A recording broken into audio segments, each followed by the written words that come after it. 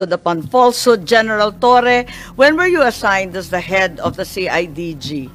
Dahil naalala ko, inaresto po ninyo si Pastor Kibuloy, August 24, tapos na-promote kayo.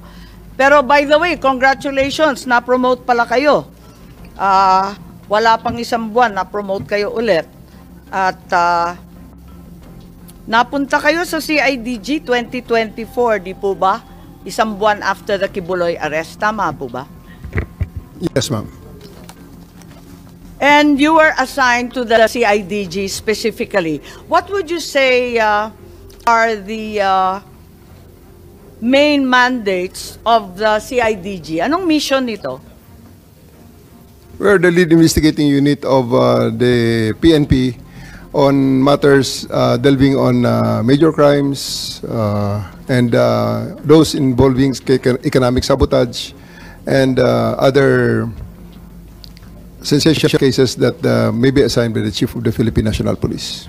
So, to reiterate, it's monitoring, investigation, and prosecution of all crimes related to economic sabotage and other crimes of such magnitude to the extent that they're commissioned by highly placed or professional criminal syndicates are involved. Tama po ba yun? Yes, ma'am. That is your mission. That's the general mission, ma'am. Yes. And part of the CID mission as well is to investigate major violations of the revised penal code, right? Yes, ma'am. Okay, so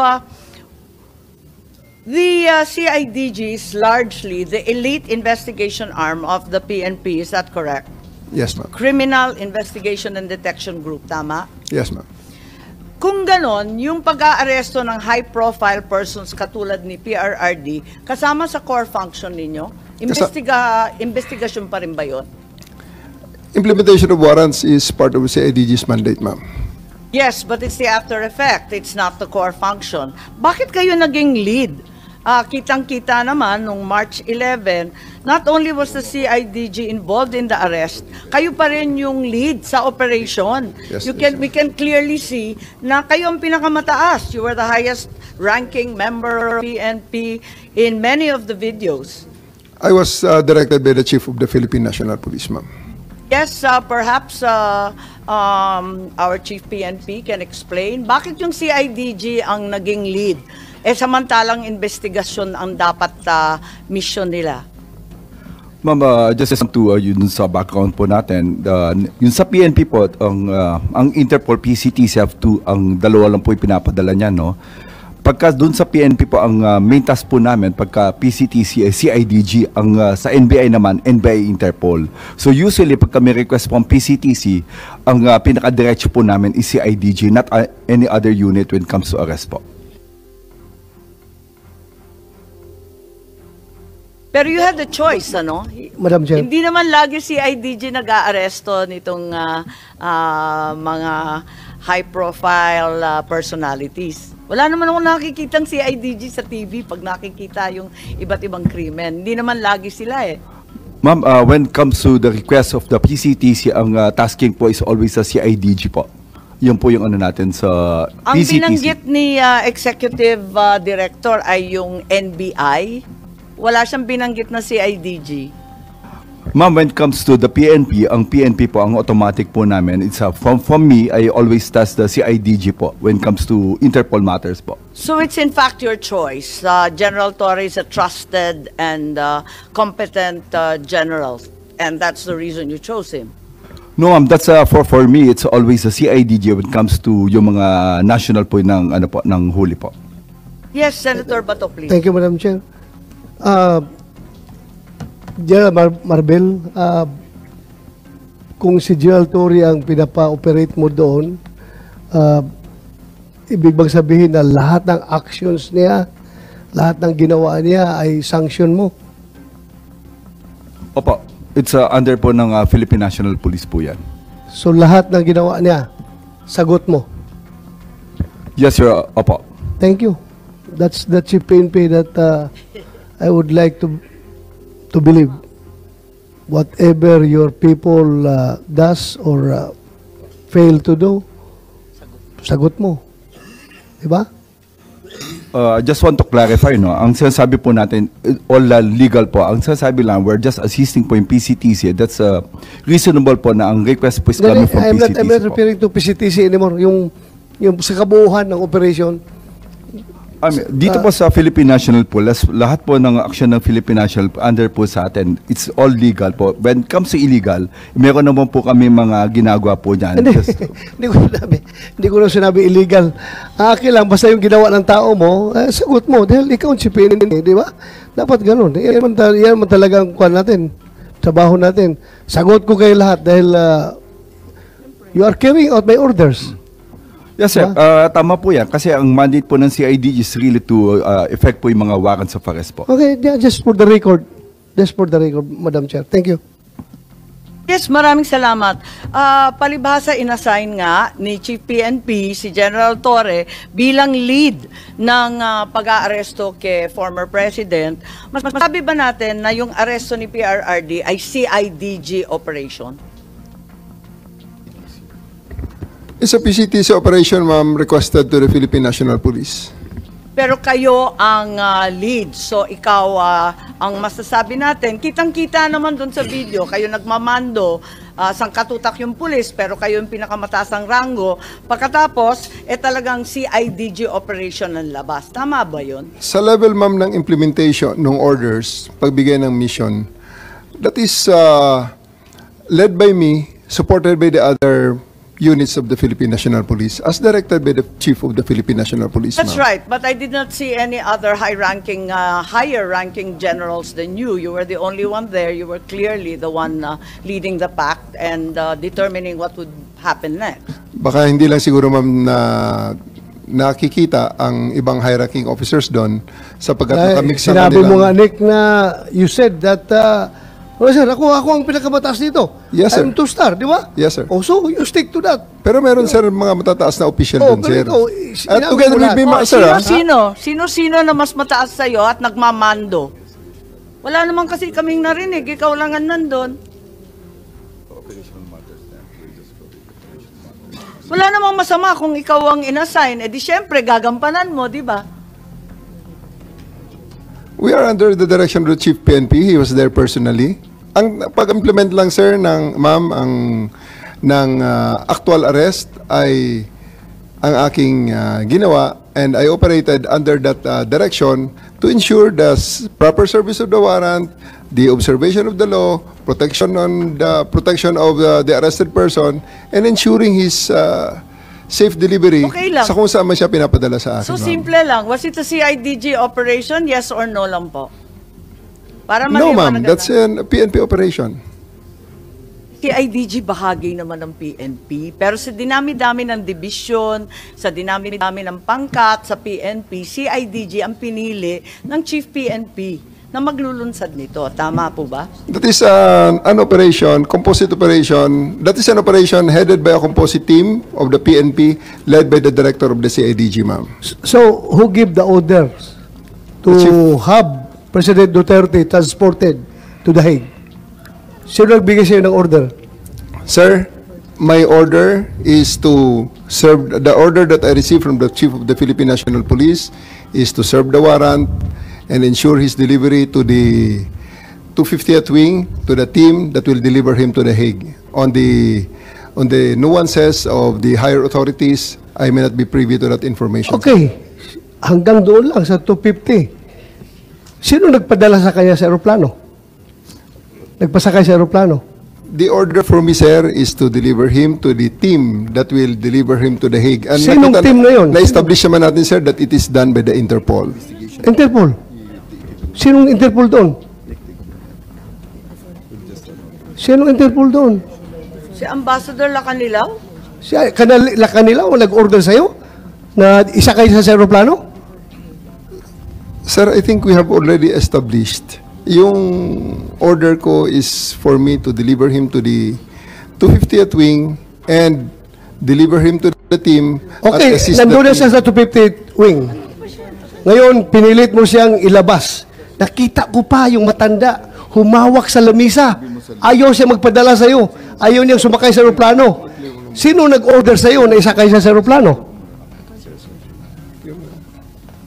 Sino nag-order sa'yo? Can I defer the questions, sir? The answer to the questions to the SOJ, considering No, that I have a team you of are the PG one there. there. Wala si SOJ doon. Ikaw ang nagkarga sa ano. Kaya tinatanong kita, who gave you the order? Still, sir, I take my orders from the Chief of the Philippine National Police. So, Chief PNP, you give the order to have former President Duterte board the plane? Ma'am, I think that from the very beginning, the DOJ's advice was sought on every step of the way. Yes, sir. We gave the clearance to serve the warrant Yes, sir. of arrest. I am asking them because they are on the ground. Sila ang nag-implement doon. Kaya, Chief PNP, you give the order to the CIDG?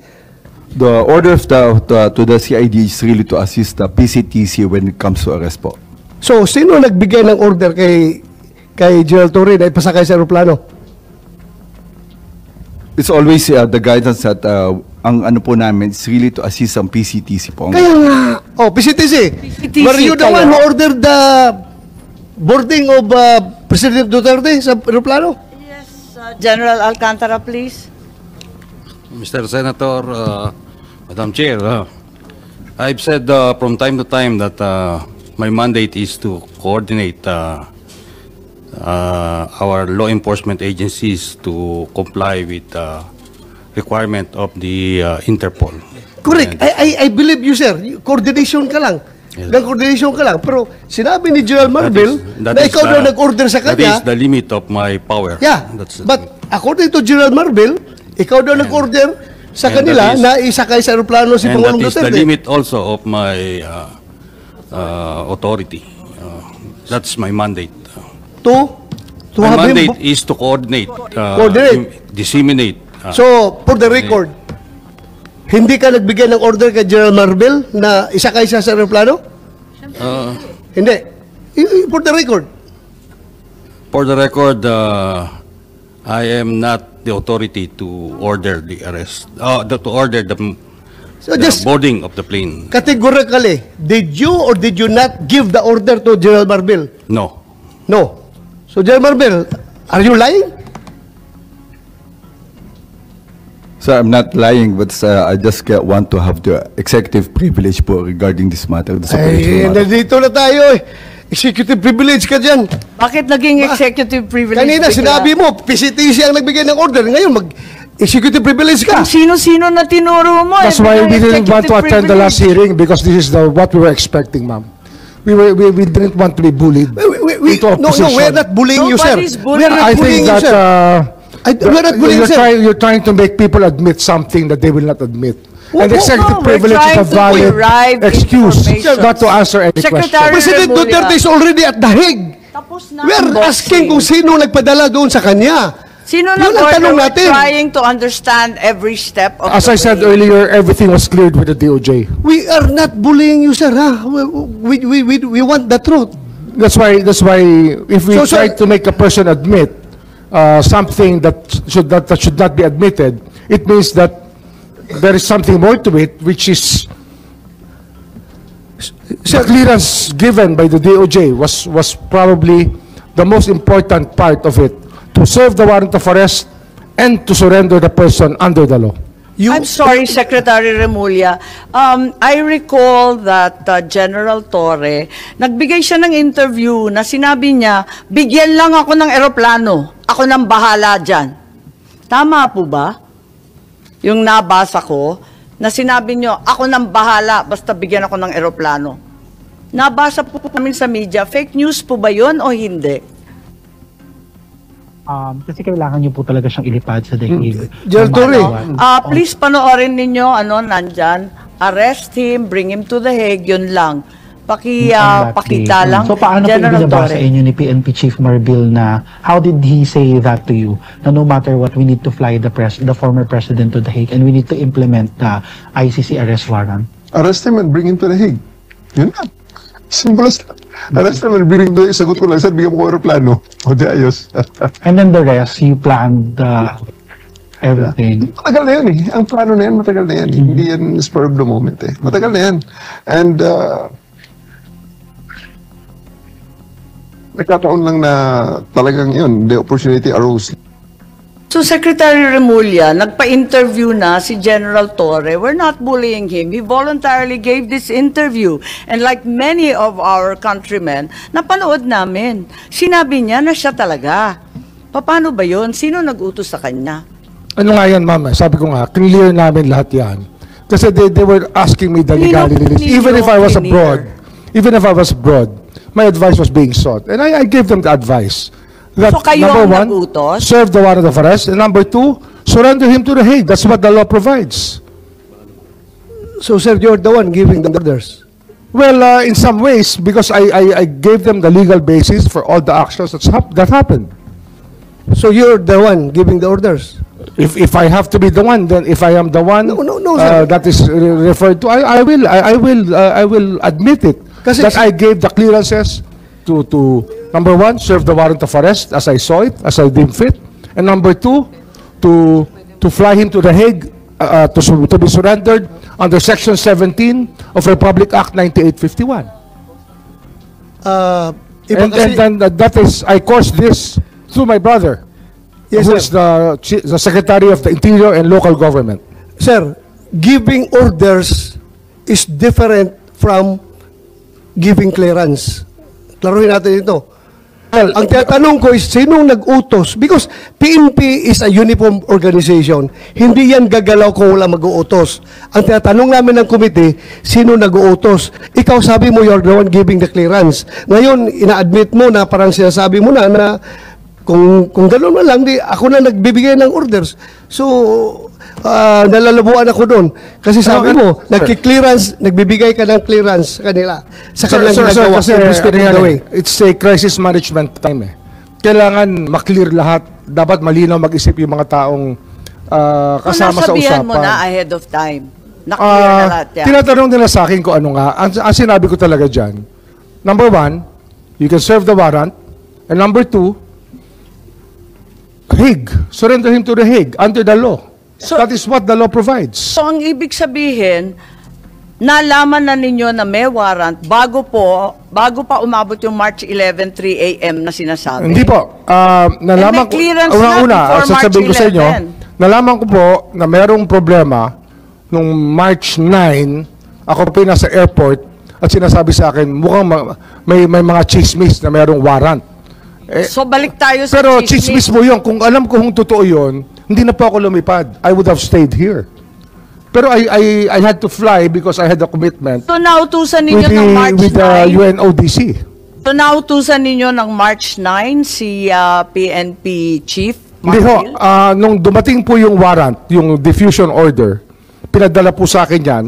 Siyempre, ang technology naman, nasa Vienna po ako, kahit iba yung oras. Nung nakita ko po yung diffusion order, sabi ko, that's valid. You can serve it. Tsaka may warrant na kasama kasi yun eh. May warrant po kasama na pinadala sa akin eh. Sabi ko, it's a valid warrant. Akala ko yung diffusion hindi warrant. Bakit Hindi ba, may bumalik na kasama naman kong tayo sa warrant yun. unang usapin? It had an accompanying warrant which was given to me. And that warrant which was the one that was served to the former president. Balikan muna natin ang CIDG. Kasi sinabi nga dito sa interview na pinanood natin na alam na ninyo na meron kayong papel sa pag-aaresto. Masasabi ba ninyo na well-planned itong arrest? Kasi it was planned weeks in advance. May nakita tayo dito na naabutan na ninyo, matagal ng plano yan. Pwede ba nating paliwanag itong statement po ninyo, anticipation? Kasi yan ang, actually pagdating ko, may plano na. Anticipation ang warrant. Sabi ninyo pagdating nyo. So dumating kayo mga bandang September, meron na yan. Ma'am, maraming salamat talaga sa tanong na yan. For me to clarify that statement na natitwist na sa social media. That interview is made from the context of the chief of the CIDG. Isang part lamang ng PNP, maliit lang akong parte ng PNP, na may sariling mandato. Kaya tumatakbo sa akin, ma'am, yung crisis, palaging tumatakbo dyan, bilang operations officer, bilang commander, yung 4 P's of contingency planning. Predict, prevent, prepare, perform. Palaging may plano. Dahil nagbabasa ako ng dyaryo, ito may possibility na lalabas ang mga to. So, naghahanda ako na pag inutusan ako ng Chief PNP, hindi ako mag-zero. So, it's not about anything, about sinister or anything, but it's just part of my job to plan for it. So, ano ang mga dapat pag may lumabas sa may mga wanted person, in-anticipate natin lalabas ang So warrant. hindi pa dumarating yung diffusion notice noong March 11, may plano ka na. Hindi ko po dinidinayan, ma'am. Part ng aking trabaho ang mag-prepare ng contingencies. Tama, para pag hindi naman nautusan kita ako, naka-ready binibintang. po yan, ma'am. Meron kang interview, sinabi nga na January 2025, nagkumpuni ka na ng secret 80-page plan na ang tawag Operation Pursuit ng New York Times. Ang pagkaintindi natin, Oplan Tugis. Tama ba yun? Wala po akong sinabing ganyan, ma'am. Kung sino man ang source niyan, I'm not very sure about it. Lumabas sa lahat ng media, sa GMA, pati New York Times sinabi. Pwede po nating makita, ma'am, kung Hindi if ko possible. alam. Yan lang ang nabasa ko, katulad ng marami. Operation Pursuit, tapos translate Oplan Tugis. Okay, may Napaka- pangalan ho ba ako na naging source, ma'am, kung pwede ko makita? Kasi until this point, gusto ko rin po, ma'am, maraming salamat sa pag-clarify nito. Gusto ko sana makita, ma'am, yung Ang pangalan ko sinabi, talaga. ang PNP, ang nagplano na ng isang Oplan Tugis. I'm Na just one of the- Napakahaba ng Ayun lang, ma'am, I'm just one of the 220, unfortunately, I'm just one of the 220,000 policemen of the PNP right now. Kung sinong source nila, gusto ko sana nga makita, ma'am, na ang pangalan ko talaga is nandyan, na sinabi ko yan. Kasi, na-attribute sa akin yan, ma'am, eh. Kaya I'm really thankful Yeah, at this ma'am. opportunity to clear that Yes, Senator Madam Bato. News. Andyan, How about that Chief PNP? Hindi kayo source niyan? Yeah, sabi kasi si PNP Chief Marbil, inutusan si General Torre na ilalagay si Presidente Duterte under police custody as soon as the ICC issues the arrest warrant. Wala po kaming ganyan at hindi ko po nakita yung Oplan Tugis na sinasabi nyo ngayon. So, ibig sabihin yung New York Times, lahat ng local media, sinungaling. Okay lang, I mean, sabihin lang natin alin yung totoo, alin hindi, para maliwanagan kami. Madam Chair, mas naniniwala ako sa kanila pag sinabi nila yan kaysa dyan sa mga lumalabas na balita. Kapag sinabi nila na hindi silang source, naniniwala ako. Okay, paniwalaan natin. Tama naman, dapat paniwalaan ng kapulisan. Meron ba kayong memorandum, document, outline tungkol dito sa aresto ng March 10 or March 11? Bago pa dumating yung warrant, meron na ba kayong plano? Kasi sabi nga ninyo, General Torre, lagi kayong naghahanda for any eventuality. Crisis management nga naman. For the specific, yung March 11, ma'am, wala talagang pre-planned na sinasabing itong specific. Kaya on the fly ngayon, ma'am, na ginawa, ma'am. So, everything that was done there, based on the contingencies, meron tayong mga, may situation analysis, may... Pero sinabi rin ninyo, matagal ng plano yan. Yes, ma'am. Naabutan ko na yan. Pagdating ko, meron na yan. Anticipation na kami. Actually, ma'am, pinaka-mother of plan yan, ma'am, baka kasi yung pursuit na yan, hindi tugi sa pinagsimulan, baka manhunt. Kaya pursuit, baka manhunt yung manhunt Charlie natin, na mayroong ganyan ang PNP. Hindi The accounting of wanted persons. Hindi po, General Torre, kasi may PNP memos for deployment. Pinirmahan ni Chief PNP Marbil, March 10 pa lang. Wala pang arrest warrant, magde-deploy na tayo ng kapulisan sa NCR at pati na rin sa Davao. Diba, may memo tayo, pinakita natin nung first hearing. Yes, Chief Marbil, please. Ma'am, that's a regular deployment po yung pinapadala po natin. Yun po yung ano natin. Bakit kayo nagde-deploy? Wala pang warrant?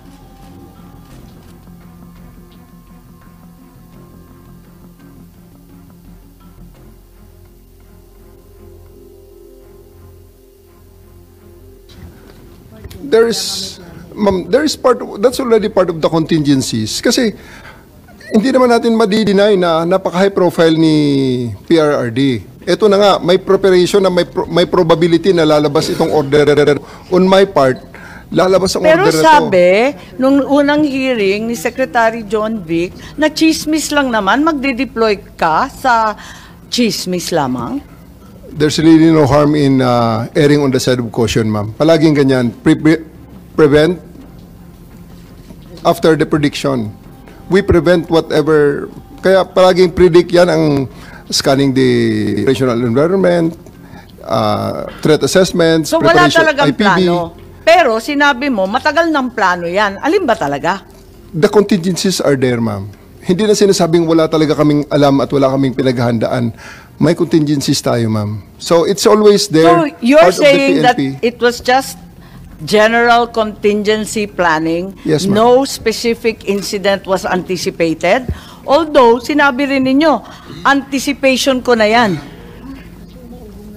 Pagdating ng mga... Anticipation ng warrant ng ICC, that's very specific po. Ma'am. Hindi siya generic contingency planning. Opo. Part na ho ng aking trabaho, ma'am, yan, nakita ko na, sabi ko, naku, paano pag nautusan ako bigla, lumabas ang warrant at i-implement ito. Nasa Hong Kong ang ating subject. So, that's all part of the anticipation already and the So in contingency fact, there was a planning. plan. Ma'am, So in fact, there was a plan. There was a- Kasi nag-anticipate na kayo na ina-adjust na magkakaroon lang. ng warrant. Ina-adjust natin ang contingencies, ma'am. Ina-adjust ko ang contingencies so that pagdating ng specific na order Kayo sa lang ang akin, nagplano mag-isa sa buong PNP. I'm the head of the CIDG, ma'am. I have, Pero kayo lang ang nagplano I have ng 2,000 operation. people. I have 2,000 people under me. Sir.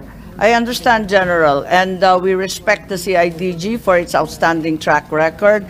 Kaya lang, tinatanong ko lang, kasi sinabi ninyo na iba-ibang grupo ang nagkumpune ng task force o kung ano man ang tawag doon, na iba-ibang bahagi ng PNP, hindi lang naman CIDG kasi ayaw ninyong tawagin na CIDG operation. Sino-sino pa ang kasama sa planning dito sa anticipation ng ICC warrant? Thank you very much for the praises to the CIDG, ma'am, first and foremost. Ako rin, ma'am, ang naglabas ng mga request na ito po ang mga components na kailangan, ang mga makakailangan ko at Sino-sino ma-engage po? just in case na ito ay it will come down. So if you have seen, meron doon mga special action force, kasi nga, ni-request ko ang mga yon. I requested them through the Chief PNP. Sir, I need a Special Action Force. I also need the NCRPO to stand by on alert na ang kanilang mga civil disturbance management ay mag-ready rin just in case na magkaroon ng mga rally, magkaroon ng mga mass movements, ready rin kami So kahit papano, hindi totoo na walang plano kasi may anticipation ka na eh. Ah, At saka definitely, ma'am. nananawagan ka na sa Definitely. iba't ibang tropa. Definitely, we are denying that that plan from the context of being sinister and really plotting against the former president. It's not like that. We are just making sure that the PNP will be up to its mandate of protecting the peace and order and the well-being of the citizens, even though this an event as controversial as this goes down. So Chief Marbil, tama ba inauthorize ninyo na tawagan yung iba't ibang pangkat ng PNP si General Torre? Siya nang namahala ng lahat. Ma'am, ako po ang in charge po ng Philippine National Police. I just ordered General Torre to prepare. Yun po yung contingency natin. Kasi we heard from the news coming from the former president that there will be an ICC. That's Pero coming- iba-iba na yung mga grupo na tinatawagan niya, hindi na si IGG lang. That's ma'am, dun sa atin sa ano natin, meron po yung power ng CIDG tas really to help from other units po. Okay naman po sa Philippine National Police po yan. Okay, eto naman tayo sa mga nangyari doon sa Villamor na, no, sa 250th. Ano na ang nangyari doon? Gusto lang natin malaman at itatanong kung ano nangyari dahil nandito na tayo, no? Umabot na tayo sa Villamor. Was there a time na may binantaan ka o tinakot o pinagsabihan kung sino man doon? At the end of the day, ma'am, everything that happened in the 250th wing is for the purpose of bringing the former president to the plane peacefully. So, nung continuum on the application of forces. So, nandun yung pakiusap muna na ginawa namin simula pa nang siya ay ma-take into custody up to nang isasakay na siya. So, continuum forces, pakiusap and everything, and kailangan there's always a time to Parang to tell hindi, them that, parang hindi na pakiusap ang nangyari. Yes, ma'am. Kasi inaresto na ninyo si Attorney Medialdeo, sabi ninyo, obstruction of justice, tama? force continuum, ma'am, At na hindi sinabi na nila sa ninyo pakiusap. doon sa last hearing natin, under oath, sinabi naman ninyo na talagang hinagkap ninyo at binasahan na ninyo ng Miranda, Because tama? on the force continuum, ma'am, pataas ang application of force. Pinakiusap ko, 10 oras na nakikiusap, hindi masunod, and alas 12 na, mag-alas lilipad ng aeroplano, Pero teka, in-elevate ko ng konti. So, I became nandidiin ka forceful na. at that time. Okay. Pero ang tanong, bakit inaresto? May paghadlang ba sa proseso ng batas? May tunay ba na obstruction of justice? May panahon ba na pinigilan ni E.S. Medialdea kung sino man testigo na magsalita? Binago ba niya? Sinira ba niya yung mga dokumento? Tinago ba niya ang makakatakas na suspect? Lahat ng obstruction of justice, may pekeng pangalan ba na binigay? Pinagtatanggal niya na paglitis ng isang krimen, lahat ba yun? Talagang obstruction of justice. Alin bahagi dyan ang obstruction? Ang specific po ng ginawa ni E.S. Medialdea para siya ay aking arestuhin sa obstruction of justice, he prevented me from taking physical custody of President Duterte so that he can be boarded on the bus that will bring him on the plane. Yun na, ma'am. Kaya part yun, I read him his right. Kaya pataas na pataas, ma'am, ang level ng... So talaga Nick, How did he prevent you? Kasi ang nakita ko naman, naglagay lang naman siya ng upuan dun para upuan ng dating Pangulo. He's placing himself between me and the former president, ma'am. Umarang siya. Kaya ba niyang harangan yon? Daan-daan pulis ang kasama mo? Ako, ma'am, personal na hinarang niya, which is kailangan ko siyang alisin so that I can actually order my men to take custody of the former president and bring him to The Hague. Ang dami-dami po ninyo. May kakayahan ba o kapangyarihan si E.S. Medialdea na hadlangan ka at yung libo-libong kapulisan na dalhin si RD sa Hague? Yes, ma'am. Kasi nung nandun siya, hindi namin nagawa. Pero inaresto ko siya, nagawa namin, ma'am. Tama ba yun? Klaro ba kayo na ang ginawa lang, ang sinabi nyo sa last hearing, ang sabi ninyo, he was blocking my way, preventing us. He placed another chair at the side of the president for the former president to sit. Yun lang, naglagay lang ng upuan. Obstruction of justice na ba yan? Opo, ma'am. Kasi, ma'am, kung hindi siya umalis doon, hindi namin talaga maisakay sa bus si former president. Kaya nga... Dahil lang sa isang upuan? No, ma'am. Pag umupo siya uli, problema na uli yun, ma'am. Paano namin siya mapalakad? Di, bubuhatin namin siya. Libo-libo Which is, I really naman don't kayo. want to do. Yes, ma'am. Apakaklaro naman sa PD 1829. Yung obstruction of justice, iilan lang naman ang patakaran, ilan lang yung pamamagitan para obstruction. Wala namang sinasaad doon na, lalagyan mo ng upuan para maupo yung matanda. Meron bang ganun? Ma'am, basta ang bottom line lang po dito, ma'am, after he was removed from the area, wala pang 5 minutes, ma'am, the former president said, let's go. Kaya siya ay sumakay ng What bus. particular mode? Wag mong gawing justification yan na General Torre na porque nahankap mo na si A.S. Medialdea, 5 minutes, nadala mo na kaagad si Pangulong Duterte sa aeroplano. Ang tanong dito ngayon, yung paghangkap mo ba, ano justification mo? Yun lang naman. Bakit?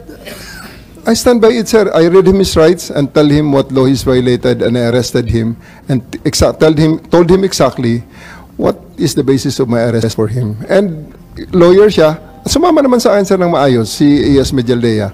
Actually, hindi ko na nga Sino hindi nailagay sasama doon? Kadami ninyo doon. Kaya nga, Hingkap sir. na ninyo. Ganun lang talaga, sir, siguro. Dahil there's really a need to put an end on everything at that night na kailangan matapos na yung situation. Balik tayo. Ilang beses mo na inulit-ulit. Hulihin si President Duterte at dalhin sa daig. Yun talaga mission mo. Yes, sir. Sino nag-order sa'yo? The Chief of the Philippine National Police, sir. Si Senator Robin nagtsatsaga rito, sabi niya, magsasalita din daw siya. Okay lang. Okay. Thank you, Madam Chair. Maraming salamat po sa ating ginang tagapangulo at kay General Bato, Senator Bato. A'udhu billahi minasyaitanir rajim. Bismillahirrahmanirrahim. Alhamdulillah rabbil alamin. Bismillahi wassalatu wassalamu ala rasulillahi. Assalamualaikum warahmatullahi wabarakatuh. Magandang hapon po sa inyong lahat. Pasensya na po, ako po kasi may press con. Kailangan po akong makaalis kaagad. Gusto ko lamang pong iparating sa lahat na wala na po dito si Pangulong Rodrigo Roa Duterte. Ito po mga pinag-uusapan natin, ito po ay pagsuporta lang namin kay Senator Amy. Pero alam niyo po, sa ating mga magigiting na panauhin dito, napaka-ironic lamang po na alam naman po natin lahat, batid natin lahat, nadadalawang pangulo lang po ang lumaban sa komunista. Una, si Ferdinand Marcos Sr. Ano po ang nangyari? Inalis natin sa bansa. Ang sumunod na lumaban po sa komunista ay si Pangulong Rodrigo Roa Duterte. Ang tanong ko lamang po sa PNP, hindi ko po kayo hinuhusgahan. Hindi po ba nyo tinanong man lang sa mga nag-uutos po sa inyo kung bakit natin dadalhin sa The Hague ang ating dating Pangulo na alam naman po natin na buhay ang Communist Party sa Netherlands. Alam naman po natin na hinihingi natin dati na i-transport dito si Joma Sison, dalhin dito sa Pilipinas. Pero nagkabaliktad po, ang tinransport natin ay yung dating Pangulo natin na lumaban sa komunista. Ito lamang po, tanong ko, bilang ako po'y dating rebelde. Hindi ko naman po yan pinagkakaila. Hindi ko po maintindihan kung bakit tayo po ay nag-submit dito sa mga tiga-Netherlands. Alam naman po natin, kahit po itanong ninyo, ako po ay palagi dyan sa Utrecht.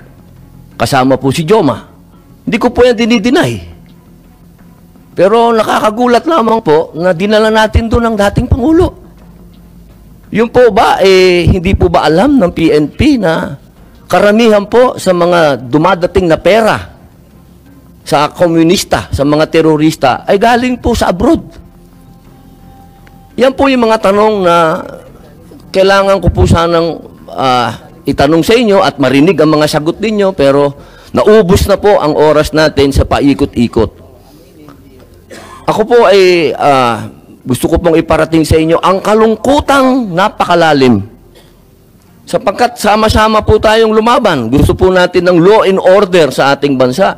Pero pagdating po sa kaduluduluhan, alam niyo po, General Torre, congratulations, sa kadalawang medalya na po kayo. Pero alam niyo po, sir, nalulungkot po ako dahil yung katapangan po ninyo, sir, medyo nakalulungkot po. Bakit? Napakatanda na po ni former President, sir. Ako naman po, tagahanga ninyo sa pagkamatapang ninyo, sir, pero napakatanda na po ni former President. At alam naman po natin, sir, na lumaban yan sa komunista. Alam niyo yan, sir. Sana naging konting, ano lang po tayo ba? Binigyan naman natin ng konting, kung paano natin tinitingnan yung mga medalya nyo, hindi lang nalagyan ng medalya si Presidente, pero kung sa medalya mag-uusapan, tinulungan niya tayo laban sa mga terorista. Yun lamang po, sir. Sana napakasakit isipin. Ito pong bagay na ito, parang pati itong ambassador natin. Ano po ba talaga ang, ito po ba talagang operation para may aalis dito ang ating dating Pangulo? Kanino po ba? Kasi kami pinupuwersa kami lahat ng mga supporter ni Digong na i-contempt po kayo. Pero hindi po namin ginagawa. Sapagkat ang order, walang order sa amin na ipa-contempt kayo. Kung galing lang to kay PRRD o galing kay BP na pa-contempt kayo, kukontempt kita, boss. Baka ako pa magsabi na ako hahatak sa'yo. Pero hindi ko ginagawa, boss. Kasi walang order sa amin na gawin sa inyo yan. Ang natatandaan lang po namin na sinabi ni PRRD na malinaw na ginagawa ng pulis ang order sa kanila.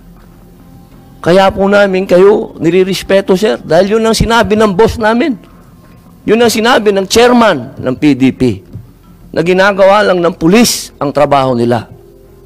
Pero sana naman, sir, isipin din natin kung anong itinanim ni PRRD sa bansang ito. Nilabanan natin ng komunista. Talaga bang yan ba talaga ang kapalaran ng mga presidenteng lumalaban sa komunista? Isang in-exile, isang sinurrender? Ano pa po talaga itong bansa natin? Tayo po ba'y demokratiko talaga? Tayo po ba'y under control ng komunista? Yun lamang po. Maraming salamat po sa inyong lahat. Magandang hapon. Salamat po. Maraming salamat, Senator Robin Hood Padilla.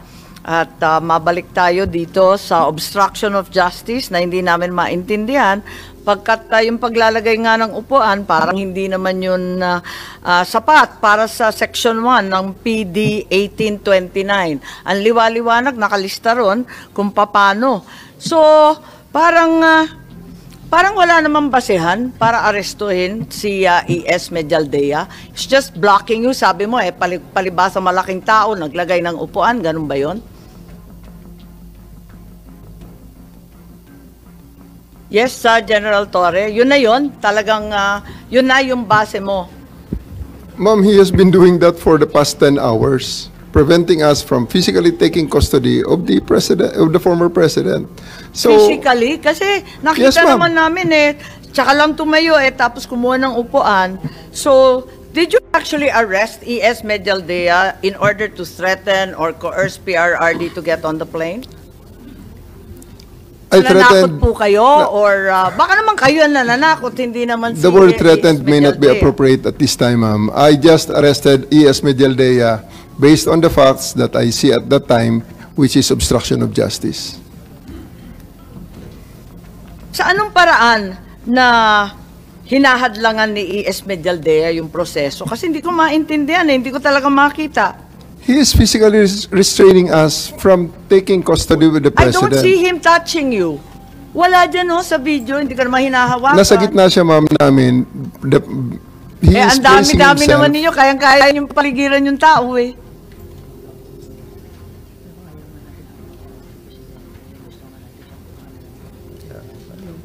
So palagay ko, paikot-ikot tayo dito sa istorya kung hindi naniniwala na may obstruction of justice. As a matter of fact, bakit hindi ninyo dinala si E.S. Medialdea sa kulungan nung gabing yun? Kasi pinusasan mo na, nag-Miranda rights ka na, ba't hindi mo dinala sa preso? I have the option to file the case which way I deem appropriate at that time, ma'am. At ang nakita ko, dahil siya ay sumama sa former president sa aeroplano, I would just file the case later at the time. Depende na rin sa akin yun, ma'am, bilang arresting officer, whether I would like to Lahat yun pursue the pwedeng case gawin or ng not. arresting officer, sigurado Yes, ka? ma'am. Yes, Kasi, di ba, arrested person, 1 minute si E.S. Medialdea. Pagkatapos, di mo naman dinala sa kulungan. Ang ginawa mo, sinakay mo sa aeroplano, naging pasahero sa Hague. Paano nangyari yun? Tumakas ba siya sa kustodiya mo? Pinatakas mo ba? Rinilis mo ba? Ano nangyari doon? Inaresto mo tapos rinilis. Anong klase yun? Those are decisions made in the context nung situation during the time, ma'am. So, sumakay siya sa aeroplano, Teka lang. pinasakay namin siya. When did you release him? Kasi di ba nakaposas na nga Yes, siya. ma'am. Tapos binasahan ninyo at inaresto. Gaano katagal siyang arestado? Actually, ma'am, nilagyan ko lang siya ng posas nang inaresto siya. Oo. And then, hindi nga niya mailagay ang kanyang kamay Tama. sa likod dahil na medyo malaki siya. Oo. So, even before we took less than 10 steps, hindi pa kami nakalabas sa pintuan ng room na yun, ma'am. Hindi ko na ikinabit ang isa pang posas. And then, when he was in the bus, tinanggal ko na yung posas at pinasakay si Ms. Medialdea. Sabi ko, maraming salamat, sir. Antayin mo na muna ang presidente dito sa bus para sabayan mo siya papunta sa aeroplano. Ang sinasabi niyo, diskarte mo na yon. Yes, ma'am. Diskarte mo. Pero hindi ba maliwanag na kapag arestado yung isang tao, hindi pwedeng palayain kung walang court order na naman? At saka kailangan may legal basis. Kahit may obligasyon ka, arestuhin because a crime is being committed in front of you. Hindi ba Article 223 yan ng ating revised penal code, infidelity in the custody of prisoners. I am Bakit the mo arresting... pinalayabiga? I am the arresting officer, ma'am, and I have the option to file the case which way I want it. Whether I will present him for inquest or I will go a regular filing on the prosecutor's But having office. arrested him, you cannot just release him. Bawal yun, di ba? Nasa revised penal code po, infidelity in the custody of prisoners. He's already a prisoner. You may also have violated your precious Article 125 for failing to deliver ES Medialdea to the proper authorities within 18 hours. A provision that you're very familiar with. Di ba sinabi ninyo, mamalasin naman kayo pag hindi ninyo sinurrender. Ba't hindi mo ginawa? Again, ma'am, those are judgment calls that I made to ensure They're not the accomplishment of my judgment mission. They are procedures. They're the law. They are Yes, ma'am. procedures. I made that judgment call, the decision to just release him and bring him on the plane on the prevailing situation as I saw it during the time. I think that's the most prudent. I really thought at that time that's the most prudent thing to do to ensure that the primary mission of bringing the president to The Hague is accomplished. So to your mind, General Torre, you are empowered by law to release an arrested person without any order of any court. You're given the authority to arrest the person, release him kung gusto mo. Basta ikaw ang magdidiskarte. Ganun lang yon. Wala kang pakialam sa batas, sa revised penal code, sa lahat ng pinagbabawal. Ganun ba yun? That's not the context that I made those decisions, ma'am. That's Sasabi not lang in those contexts. saan ka naman nakita, inaresto mo yung tao, tapos isasakay mo, papuntang Hague. Anong klase yun? Para sa karagdagang impormasyon, ay huwag po nating kalimutang mag-subscribe sa channel na ito, at i-share lamang po ang video na iyong napanood. Maraming salamat po sa patuloy na pagtangkilik kay Senyor Abaz.